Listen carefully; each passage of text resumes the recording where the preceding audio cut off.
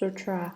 The Buddha said, Purna, you have asked why, in fundamental purity, the mountains, the rivers, and the great earth suddenly arise. Commentary. This passage begins an extremely important section of the Shurangama Sutra. It explains why people become pure. The Buddha said, Purna, you have asked why in fundamental purity the mountains, the rivers, and the great earth suddenly arise. You wonder why these things come to be in the originally pure treasury of the first come one. The Buddha reiterates the question Purna has just asked. How now he will answer it. Sutra. Have you not often heard the first come one expound upon the wonderful light of the enlightened nature and the bright wonder of the fundamental enlightenment? Purna said, Yes, world honored one, I have often heard the Buddha expound upon this subject. Commentary. The Buddha said to Purna, Have you not often heard the first come one expound upon the wonderful light of the enlightened nature and the bright wonder of the fundamental enlightenment? Thus, come one is one of the 10 titles of a Buddha.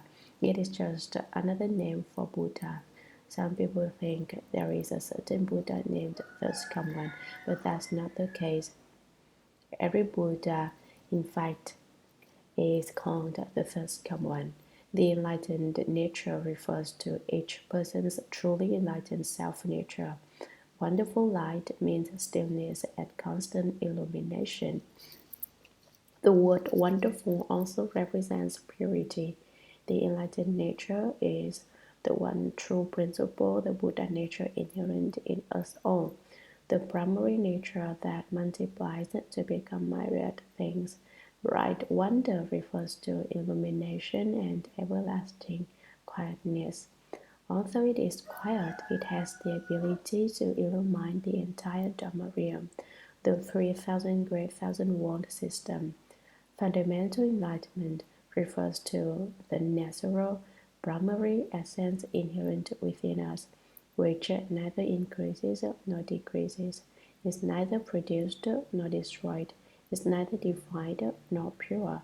Fundamental enlightenment is also called initial enlightenment.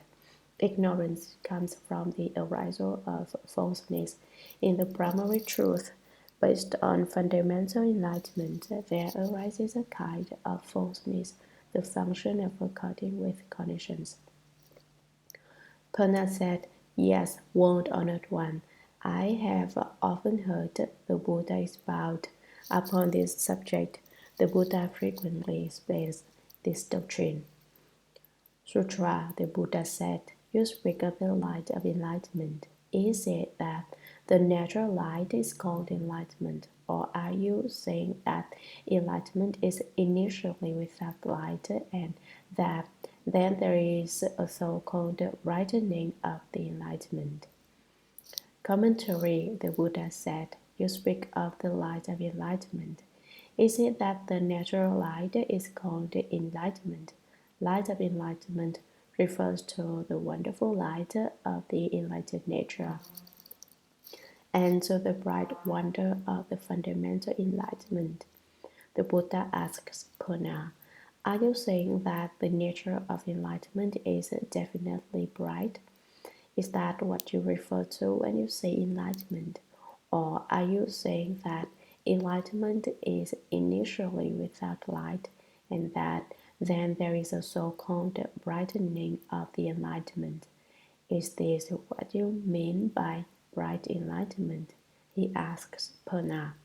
Sutra, Purna said, If the absence of light is called enlightenment, then there is no light whatever.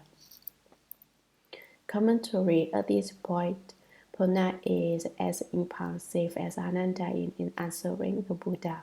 Purna said, If the absence of light is called enlightenment, then there is no light whatever. If enlightenment can be called enlightenment without bright added to it, then there isn't anything that is bright. His meaning here is that One certainly has to add light to enlightenment, but he is mistaken. Why? Enlightenment is fundamentally bright, and therefore there is no need to add any light to it. The light you add is not genuine light. This can be likened to the money gem, which is fundamentally bright. There is certainly no way to separate the money pearl from its brightness. It's not that brightness is added to the money pearl to make it shine. Needing to add brightness would be like needing to turn on the light for it to bright. But there is no need to turn on enlightenment because its fundamental substance is brightness. So Purna makes a mistake here.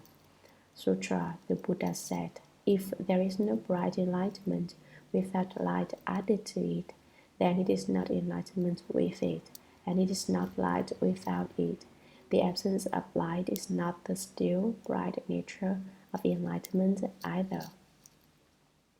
Commentary. The Buddha said, if there is no bright enlightenment without light added to it, then it is not enlightenment with it. If you say that unless light is added, there is no bright enlightenment, I say it is not enlightenment if you have to add light to it, and it is not light without it. Perhaps you say that there is no need to add light to enlightenment because enlightenment is not bright.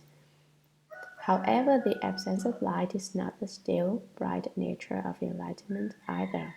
The absence of light refers to fundamental ignorance. Your ignorance is not the still, bright nature of enlightenment, is what the Buddha is saying. The still enlightenment is neither produced nor extinguished, neither defined nor pure. Enlightenment is said to be still because it is as calm and clear as water. Thus, it is a mistake to suppose that you have to add light to enlightenment. To add light to enlightenment is to add falseness to truth. If you don't add light to it, there is no false in the truth. Sutra, the nature of enlightenment is essentially bright. It is false for you to make it bright enlightenment. Commentary. The nature of enlightenment refers to the inherent enlightenment of the self-nature. It is essentially bright, Purna. It is false for you to make it bright enlightenment. If you say that light must be added to the nature of enlightenment, you create a falseness. If you falsely add light to enlightenment, it is not genuine enlightenment. It is an enlightenment created from false thinking. It is not the original enlightenment. Sutra. Enlightenment is not something that needs to be made bright. For once that is done, an object is established because of this light. Once an object is falsely set up, you, as a false subject, come into being. Commentary. Enlightenment is not something that needs to be made bright. The enlightened nature and the basic enlightenment are certainly not something to which light must be added to make them enlightenment. They are bright enlightenment inherently. For once that is done, an object is established because of this light. If you add light to it, you set up an object, something about which there is an enlightenment. An object refers to the appearance of karma, the first of the three subtle appearances of delusion. This delusion establishes the object, the appearance of karma. Once an object is falsely set up, you, as a false subject, come into being. Once there is a falseness, the appearance of karma, you react to the falseness. It is the source of your false thinking. Basically, there was no need to add light to enlightenment. But with this false thought, the appearance of karma comes into being, and from it, just false subjectivities created an unreal process, which is the second appearance of delusion, the appearance of turning. The general import of this section of text is that basically we are all Buddhas. Well, then, if we originally were Buddhas, how did we become ordinary beings? And why haven't living beings become Buddhas? Where does the problem lie? Originally, we were no different from a Buddha, but living beings can be transformed from within the Buddha nature. How are they transformed? The Buddhas have millions of transformation bodies which come out of their light and nature. The Buddha nature is light, but that refers to the wonderful light of basic enlightenment.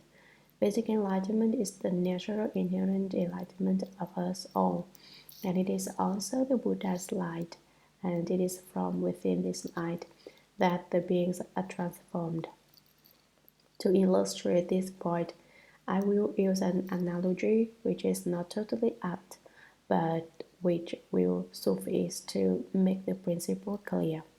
A transformation body of the Buddha is like a photograph of a person, except that the photograph has no awareness, is inanimate, whereas the Buddha's photographs are transformations. By transformation, he produces a person whose nature comes from the Buddha and whose features have a likeness to the Buddha's. It's also like a reflection in a mirror. When we pass by the mirror, there is a reflection. Once we've gone by it, it disappears. The Buddha's transformation bodies are like this too. Basic enlightenment is like a mirror. Suddenly, in the mirror, an image appears. This is likened to the arousal of the first ignorant thought. As soon as that thought arises, living beings come into existence. Now we are talking about bright enlightenment. The basic substance of enlightenment is bright. Purna wants to add brightness to enlightenment. But enlightenment is like a light which is already on. If you flipped the switch, you have added something extra, and in the process you have turned it off. Purna thought that if you turned on the light, it would get bright, and that before he flipped the switch, there was no light. But it was fundamentally unnecessary.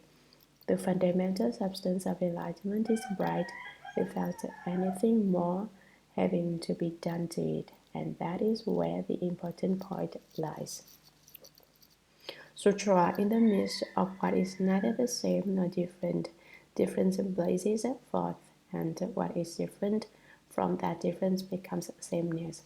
Because of the difference, once sameness and difference are created, then due to them, what is neither the same nor different is further established. Commentary: the false setting up of the appearance of karma produces the appearance of turning. Once the appearance of turning arises, then in the midst of what is neither the same nor different, different blazes forth. In the original emptiness, where there is nothing that is the same and nothing that is not the same, difference comes into being, hot and bright as a fire. Originally, there wasn't any sameness or difference in emptiness, but suddenly these two come into being to create the world, and what is different from that difference becomes sameness because of the difference. Next, there comes into being what is not the same as the difference that has blazed forth in emptiness. After the appearance of turning arises, the appearance of manifestation. Thus, in emptiness, the world manifests. Purna asked why in the treasury of the first command there suddenly arise the mountains, the rivers, and the great earth. The Buddha is now answering that question. Once sameness and difference are created, then due to them, what is neither the same nor different is further established. Emptiness originally has no appearance, but now the world manifests appearances. What is neither the same nor different refers to living beings. They are said to be not the same because each living being has a different appearance. They are said to be not different because all living beings share the quality of sentience. The appearance of karma, the appearance of turning, and the appearance of manifestation are all created from ignorance. This session has discussed the appearance of manifestation. One unenlightened thought creates the three subtle appearances. What is experienced from them becomes the conditions for the growth of the six coarse appearances. These three delusions are primary and not easy to discern. Sutra. This turmoil eventually brings about weariness. Prolonged weariness produces defilement. The combination of these in a murky turbidity creates affliction with respect to wearisome defilement. Commentary. Now the six coarse appearances will be discussed. This section explains the first five coarse appearances. The six coarse appearances are 1. The appearance of knowledge. This represents an inherent attachment to dharmas. The knowledge here is not ultimate wisdom. It is an appearance of awareness and is endowed with the ability to discriminate. 2. The appearance of continuation. This represents a discriminating attachment to dharmas. 3. The appearance of grasping. This represents the inherent attachment to self. 4. The appearance of reckoning names. This represents the discriminating attachment to self.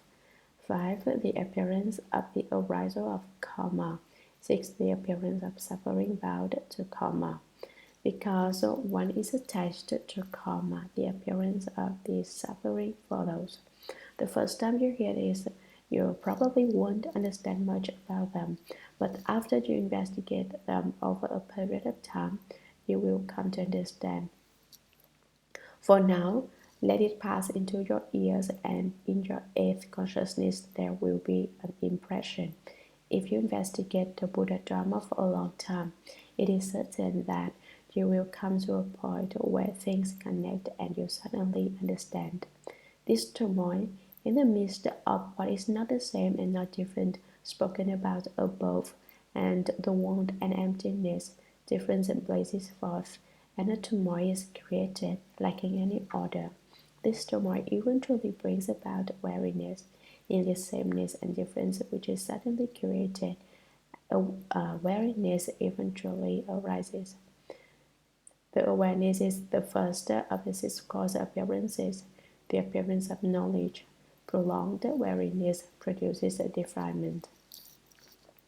Prolonged weariness is the second coarse appearance, the appearance of continuation. Defilement is a third coarse appearance, the appearance of grasping. The combination of these in a murky turbidity, they get mixed up together, and appearance, the appearance of reckoning names. This turbidity creates affliction with respect to wearisome defilement. Wearisome defilement is affliction. Affliction is simply wearisome defilement. The 84,000 kinds of wearisome defilement are simply the 84,000 kinds of afflictions. From the various conditions just discussed, afflictions arise, and with afflictions come the mountains, the rivers, the great earth, and everything else.